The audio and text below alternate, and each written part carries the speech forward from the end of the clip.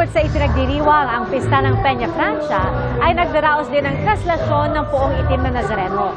Alamin po natin ang latest na aktibidad at paghahanda roon sa live na pagtutok ni Jessica Calinog ng GMA Weeklo TV, Balitang Bicolania. Jessica? Pia, nagpapatuloy pa sa ngayon ang ikawalong misa nobenaryo para sa mahal na Poong Nazareno dito sa Holy Cross Parish. Kasabay nito ang paghahanda na rin ng mga deboto ng simbahan at ng iba pang mga katuwang na grupo para sa gagawing traslasyon prosesyon bukas. All set na ang mga ilalatag na seguridad ng simbahan at pulisya para sa traslasyon at replika prosesyon ng imahe ng Itim na Nazareno bukas, January 8 dito sa Naga City.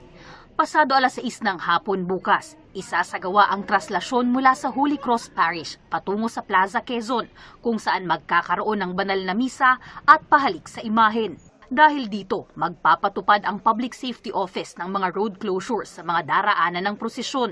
Bukod sa mga pulis, humingi rin ang konseho ng Barangay Tabuco ng augmentation force ng tanod mula sa mga kalapit na barangay para matiyak ang seguridad ng mga deboto. Inaasahang mas maraming deboto ang sasabay sa traslasyon sa Naga ngayong taon. Inaanoan mi po na maagapan na ang mga tao, si mga barangay tanod, maanoan po ang seguridad kan mga tao na dahil po sinda magruso.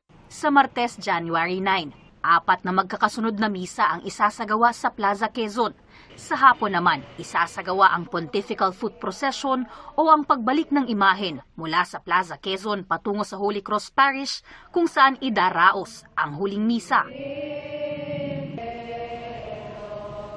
6:30 p.m. Pia ang regular Sunday Mass dito sa Holy Cross Parish. Mamayang alas 7 naman ng gabi ay bibihisa na ang imahen ng Itim na Nazareno bilang paghahanda sa gagawing traslasyon procession bukas. Yan ang latest mula rito sa Holy Cross Parish sa Naga City. Balik sa inyo, Pia. Maraming salamat, Jessica Calinog ng GMA Weeklo TV, Balitang Bicolania.